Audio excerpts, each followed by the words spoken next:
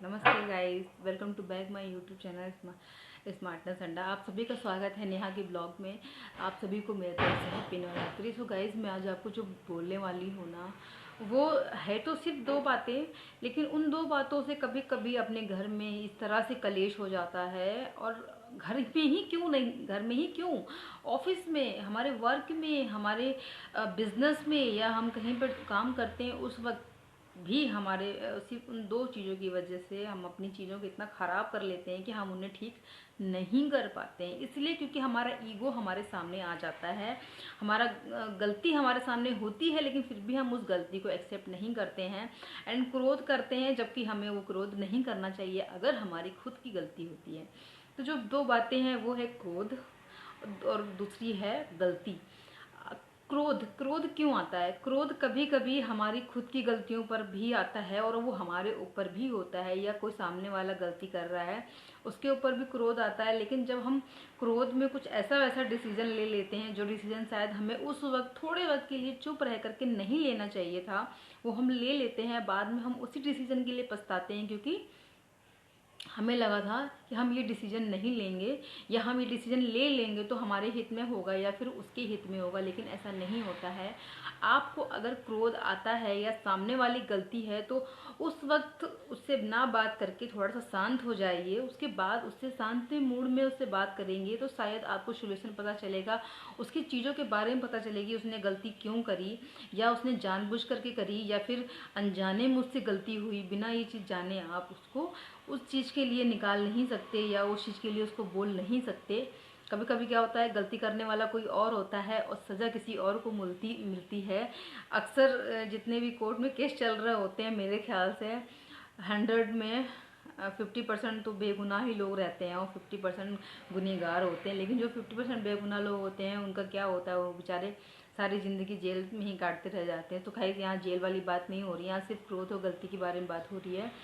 अगर आपके सामने कोई गलती करता है, उसको आप पूछ लीजिए, शांति मूड से बात कर लीजिए। शायद उसको आपको पता चले कि गलती उसकी किस वजह से हुई, या फिर उसने वो गलती नहीं करी है, कुछ भी है। लेकिन बिना सोचे समझे किसी डिसीजन पे पहुंचने से पहले, किसी की लाइफ का, पूरी लाइफ का फैसला लेने से पहले गाइस, एक बार जरूर अपने दिमाग से सोच लें कि मेरे फैसले लेने से कहीं ऐसा ना हो इसकी लाइफ बर्बाद हो जाए। दूसरा गाइस, गलती गलती है तो सुनने में कुछ नहीं जाता।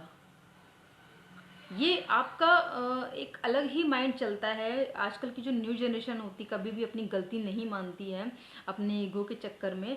इसी वजह से हमेशा उनके अंदर संस्कार की कमी होती है, चीज़ों की कमी होती है, बड़े लोगों का आदर सम्मान करने की कमी होती है, क्योंकि हमेशा वो अपनी गलती नहीं मानते हैं। हो सकता हो कभी वो जवाब दे दें, इस तरह जवाब दे दें शायद आपको वो अच्छा ना लगे या आपकी फैमिली को वो अच्छा ना लगे। लेकिन अगर मैं सिर्फ इतना बोलना चाह रही हूँ, बीवी हो, पति हो, बच्चा हो, बेटी हो, हस्बैंड हो, वाइफ हो, गांव में जो लोग होते हैं, जो शहर के लोग होते हैं, ये वीडियो सभी के लिए मैं बना रही हूँ। अगर आपकी 1% भी गलती है और उस गलती को मान लेने से आपकी पूरी लाइफ ठीक हो जाती है, सिक्योर हो जाती है, तो प्लीज़ आप लोग अपनी गलती मान लीजिए।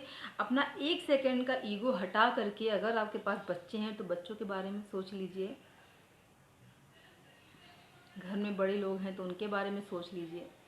लेकिन अगर आपकी गलती नहीं है तो उस जगह आप अपनी आवाज़ उठा सकते हो, आप उनको बोल सकते हो कि मेरी गलती नहीं है।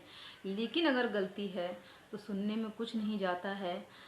एक गलती से एक चुप्पी बहुत अच्छी है आपकी फैमिली के लिए एंड आपके लिए, आपको टेंशन फ्री कर देगा, उस वक्त का सोल्यूशन निकाल देगा। लेकिन अगर आप अपनी गलती नहीं मानोगे, वापस से वही गलती दोहराओगे, वापस से वही गलती दोहराओगे, शायद आप अकेले रह जाओगे, आपके साथ कोई नहीं रहेगा। क्योंकि एक गलती की सज़ा भी वही होती है, और 2 गलती की सज़ा भी वही होती है, और 3 गलती की सज़ा भी वही होती है। लेकिन पहली गलती ही अगर आप मान करके उसी वक्त उस चीज़ को छोड़ दो तो शायद दूसरी और तीसरी गलती की आने की नौबत ही नहीं आती है। कुछ बातें हैं, अगर आपको समझ में आए तो लाइक सब्सक्राइब जरूर करिएगा। आप सभी को मेरी तरफ से नमस्कार और हैप्पी नवरात्रि। आप सभी को अच्छे रहिए, खुश रहिए, स्वस्थ रहिए।